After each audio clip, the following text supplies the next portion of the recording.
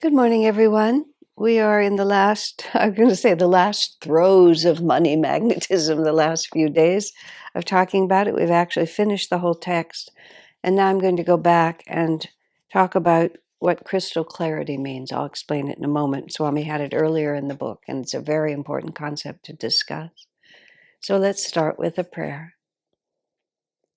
Heavenly Father, Divine Mother, Friend, Beloved God, Jesus Christ, Babaji Krishna, Lahiri Mahashaya, Swami Sri Yukteswar, Beloved Master Paramhansa Yogananda, Saints of all religions, dearest friend Swami Kriyananda, humbly we bow to you all. Help us to understand what the true purpose of our life is. Give us the willpower, the strength, and above all, the clarity to know how to walk steadfastly in the direction of the light. Awaken us on all levels, that we may see your presence everywhere. We are your children. Guide us and bless us. Om. Peace. Amen.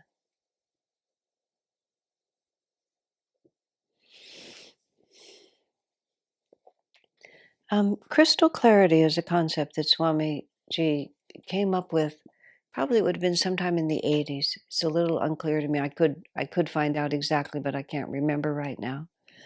It actually came up in the context of him writing the book, The Artist as a Channel, Art as a Hidden Message. That book went through so many different names and titles before he finally settled. I think it's finally Art as a Hidden Message, Self-Expression as a Path to Self-Realization, something like that. It's a wonderful book. And it was the product of many years of effort on Swami's part.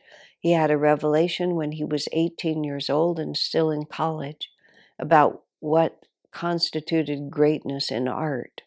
And in essence, he said it was the quality of light that emanated from the artwork, whether it was writing or music or painting or even architecture. It was the quality of light that constituted, that was the true criteria of greatness. And he wrote it up as a college essay and got an F. His teacher thought he was completely out of his mind. When he talked about Homer had this great white light, Shakespeare had a bright light, but not so quite as bright as Homer. Chaucer's light was a little gray. I mean, it just went on, and his professor just gave him an F. But Swamiji knew that he was on to something, and he rewrote that concept 7 times, starting from his college essay.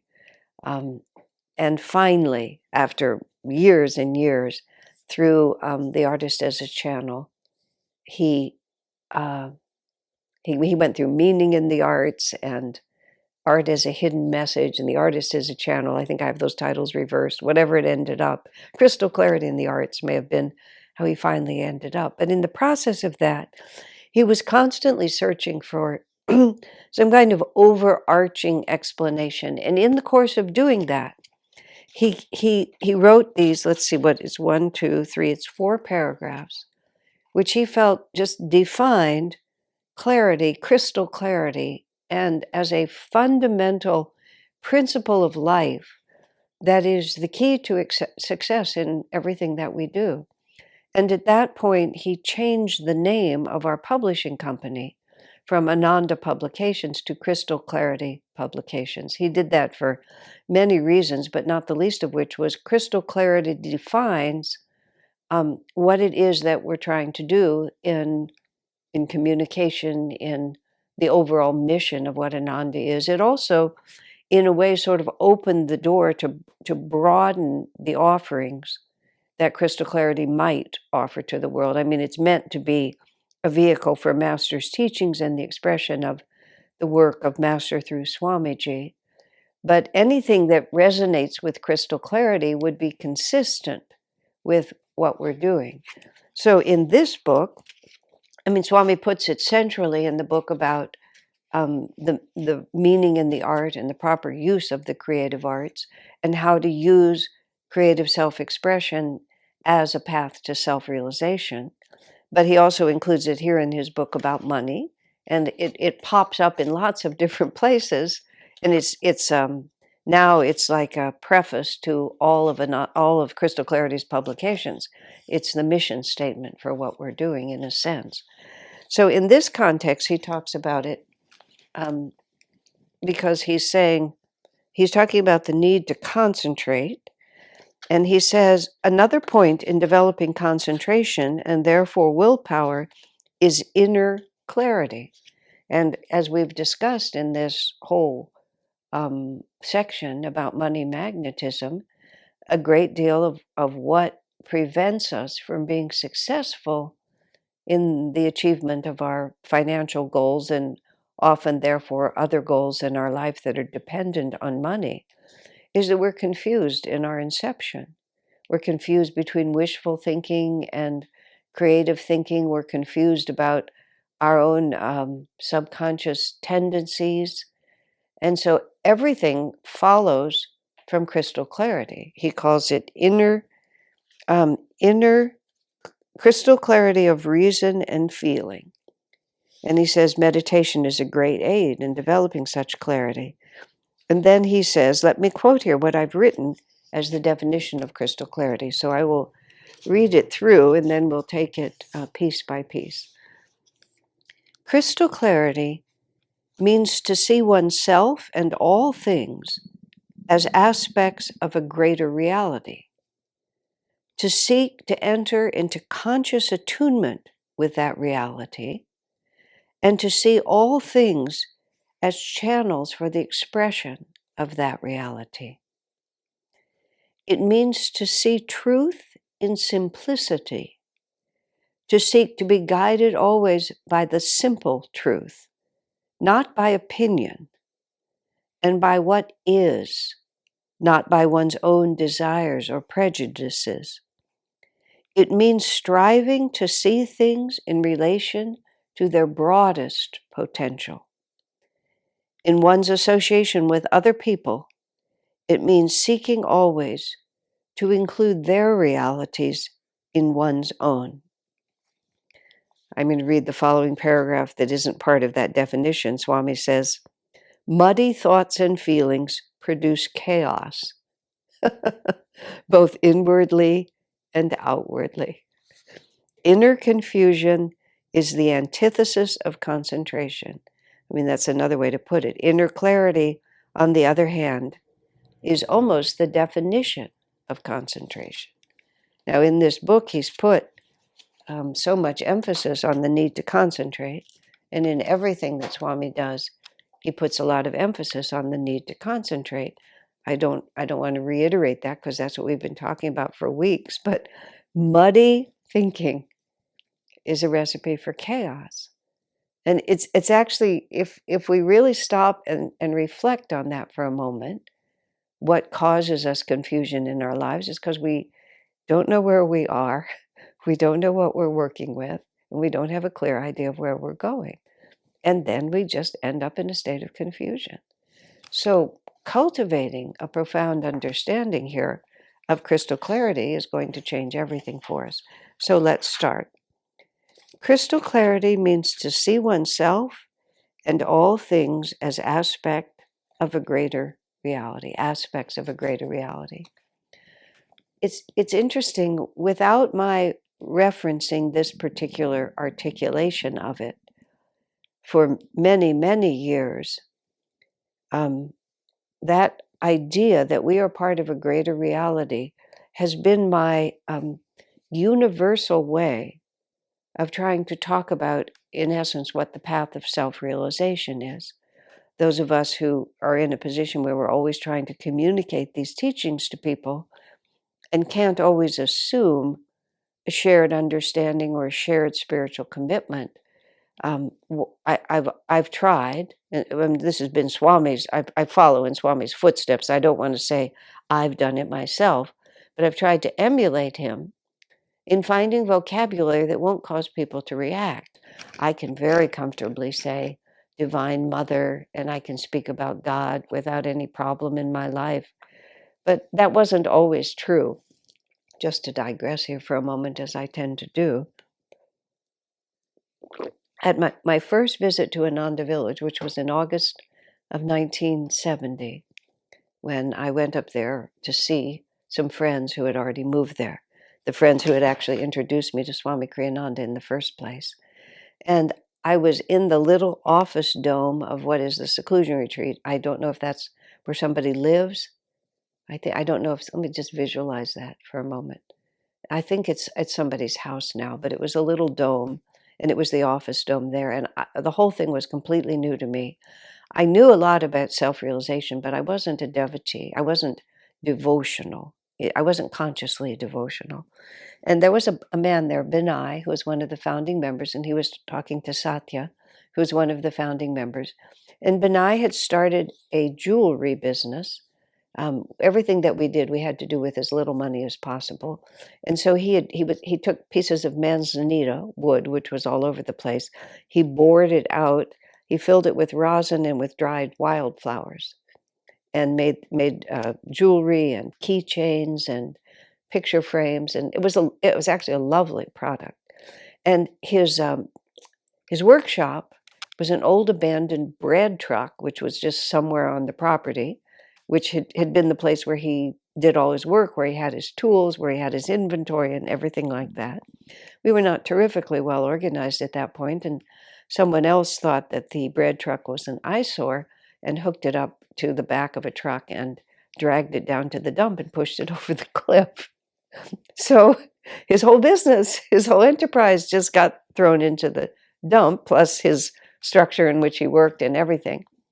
So I was eavesdropping, and he was telling Satya, I thought Mother really wanted me to make that business, but I guess Mother changed her mind because she took my workshop and took it to the dump. So I guess Mother wants me to do something else. I thought, this guy's pretty old just to be doing what his mother wants. And I also thought, what kind of a mother would take his workshop and, throw it over the cliff into the dump? The whole thing was just utterly incomprehensible to me.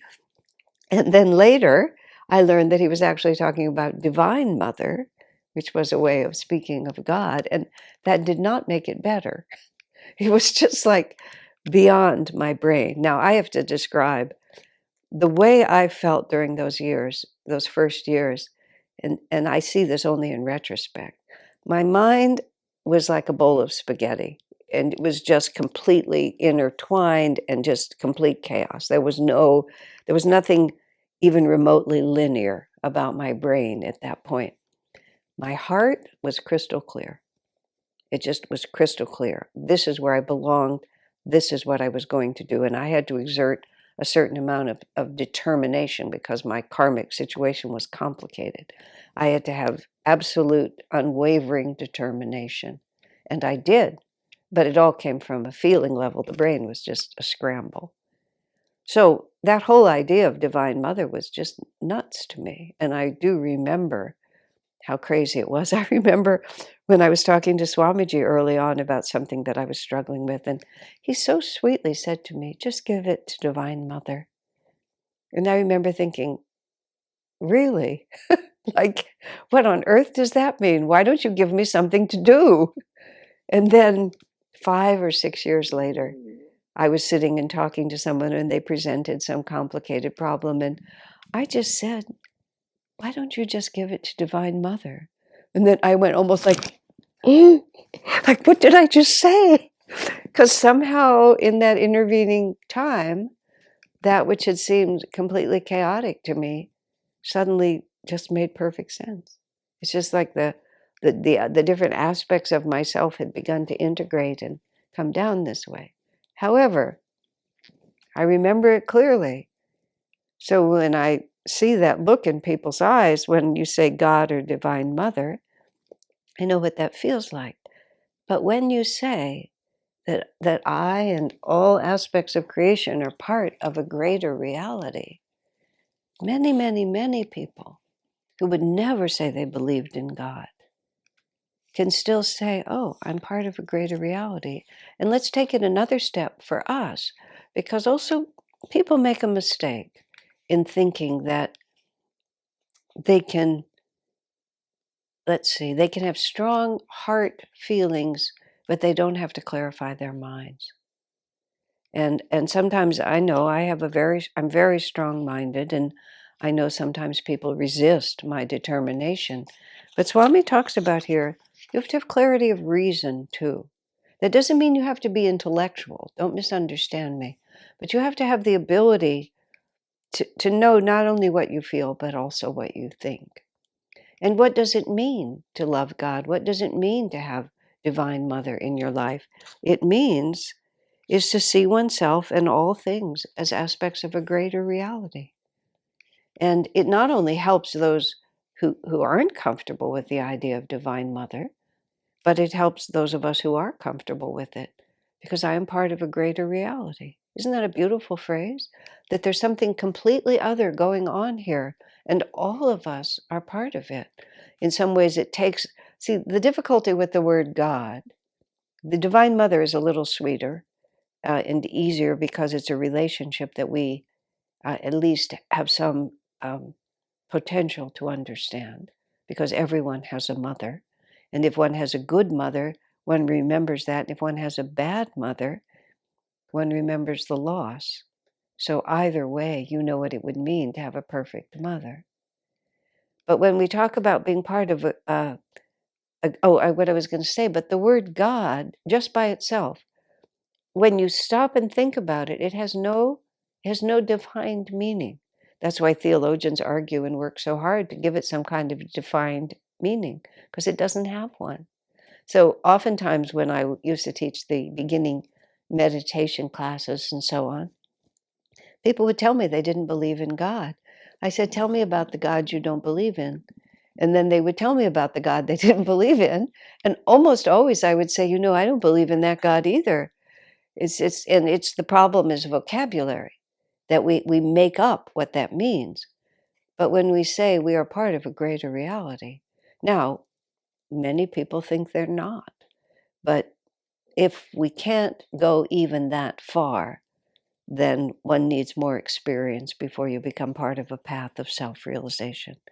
But many people who could embrace a path of self-realization but don't want to go to the concept of God, aren't ready to, like me, like hearing.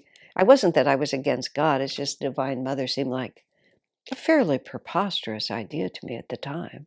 I just didn't have anywhere to put it. But I knew that I was part of a greater reality. I knew there was something going on, and that my limitation was torturing me. And what I wanted was the expansive reality that I could feel was just outside of that. So if we can say, and we can build our understanding of crystal clarity in the same way that I've talked about how we build our relationship to an affirmation. We take piece by piece and work with each phrase until we've really integrated that. I've shared with you that an affirmation that I've used for years, I don't use it as much now. It was, I know that God's power is limitless, and as I am made in His image, I too have the strength to overcome all obstacles. And I built my relationship to that affirmation by phrase. I know God's power is limitless, and I have no doubt. And as I am made in His image, I also know that's true.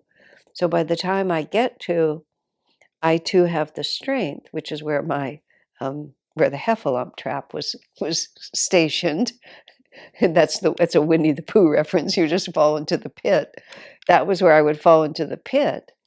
But I believed the first two phrases, and this is a natural extension of them. And therefore, it was the right size expansion of faith for me. So, if in crystal clarity means to see oneself and all things as aspect of a greater reality. Okay, that means that I can't separate myself from other people. I can't separate myself from circumstances. I am part of a greater reality. And also, when I would fall into, as we all fall into, moods of loneliness or despair or isolation, whatever would come to us, but I'm part of a greater reality. No matter what it seems to me, there is something else happening here, and I'm united to this whole world. And then everything has to follow from that, because here we are. I want to say something about the benefit of spiritual community in this context, and why spiritual community is so helpful in being able to develop the ability to live by these teachings, because spiritual community is inescapable. And it's even stronger than family. Guru Bhais and the people who you walk the path with, it's even stronger than family, because family is based on biology, and family is based on the physical body you're living in. So when that physical body dissolves, the relationship that's based on who birthed me, who my siblings who were birthed by the same parents, or by related parents, whatever it might be, my grandmother, whatever it is, all of that is based on the identity with this physical body.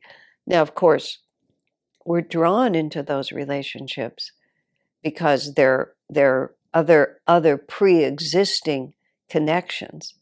But family is still, it's fundamentally defined by the physical body I'm in. But spiritual family has nothing to do with the physical body you're in, and therefore death is no escape hatch. It's like, it's just, you have to work this out.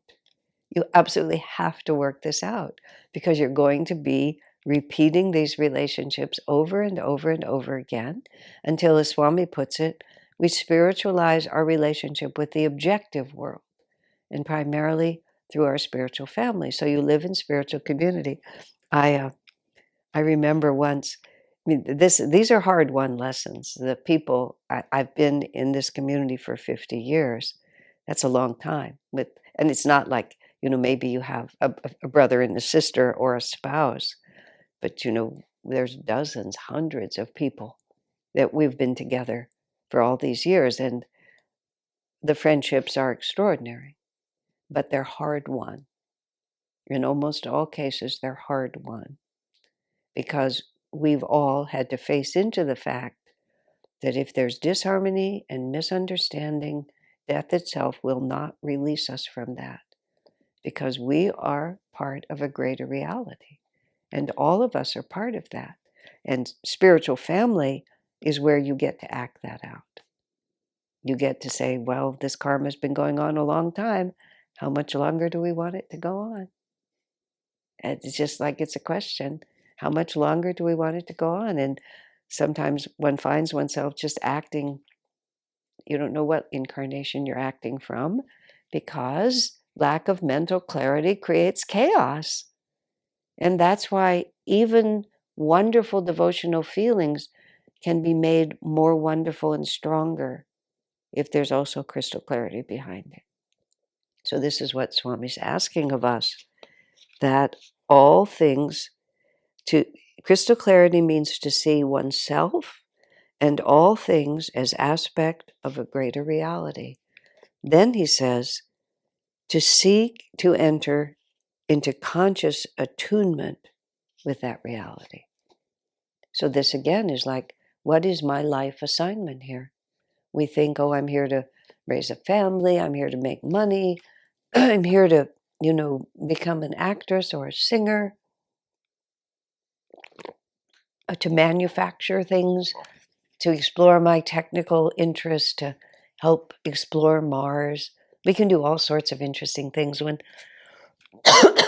many years ago, when I was in Texas on a lecture tour, the NASA headquarters was at Houston at that point. I don't know if it still is or not. And they did these tours for visitors, showing you around NASA, showing you the moon launch things and where the astronauts trained. This would have been in the very early 80s, when all of this was really coming into its own. What was so remarkable to me, as soon as I stepped on what was really a very large campus, I could feel, oh my gosh, this is a huge karmic group. This is just like my karmic family, which is Ananda, but this karmic family has also been together doing this for a really long time. And if you look what is now history, which was my middle life, but is now history, you look at the picture of all these NASA scientists, and of course they had their own culture. The short sleeve white shirts and the pens and things in their pockets and the little ties that they wore, and they tended to have short hair and glasses. And you see pictures of rooms full of these NASA scientists, and they actually all look alike. I mean, now it's more diverse in culture and ethnicity and gender and all of those different things. But that first wave of it, they were just all the same people. And they all incarnated together, and that was their reality. And that was what they were there to do. They were there to advance our culture in that particular technology. It was an agreement they'd all made, and we'd all made with them, and I was glad they were there. But the real purpose of their life is to seek to enter into conscious attunement with the greater reality of which we are all a part. And the key here is that Swami is also putting forward in this book and in others that that's the key to doing everything else. Because scientists, it means we use the word invent, but scientists actually discover is what they do. They discover natural laws. They discover relationships that other people might not have seen before. And then they in using being practical in their idealism, they find a way to use those discoveries to achieve a greater end. But what would be the best way to make those discoveries? It would be to be in attunement with the reality that's all around you. Because the things that they see are always there. Swami's father was an oil geologist for Standard Oil at the time when that whole globalization and discovery and shifting into Dwapara Yuga energy sources. Oil may seem like a not very advanced energy source compared to renewable sources like wind and solar. But at the time, oil was a huge step forward from horses and the physical body. And what was so remarkable in Romania, where Swami was born and where his family lived for the first 13 years of Swami's life, the oil had been bubbling up from the ground forever. They didn't even have to dig for it. It was just there, but nobody knew what to do with it. And then Dwapara Yuga started, and these groups of beings from the astral world who had trained in the astral world for this particular job. And Ray Walters, Swami's father, was part of that astral group. He was an oil geologist, and they began to discover everything that could be done with that oil. The oil had always been sitting there, but how to use it came to them. And then they transformed the world and did some damage along the way, but overall helped usher in Dwapara Yuga. And now that we're getting to a higher age, we're thinking about it a little differently. But what was the way to understand what that was? It was to be in tune with the greater reality. George Washington Carver, who transformed the life of the freed slaves in America by his tremendous scientific creativity, said, if you love something, if you love anything enough, it will talk to you. And all of his scientific inventions came because he sought to be in attunement with a greater reality. And when he approached the world around him from that level of attunement, things would talk to him. They would tell him what they could do. He's most famous because he invented literally hundreds of uses for the peanut, because the peanut was an effortless crop in the South. And when he created hundreds of commercial uses for the peanut, all of a sudden the freed slaves had an economy that they could begin to create their own life from. And the peanut told him, because he talked to the peanut and he loved it so much. It told him all the things that he could do. So this extends for all of us. Seek to be in attunement with that greater reality, and then everything else we seek will come to us. So, my friends, God bless you.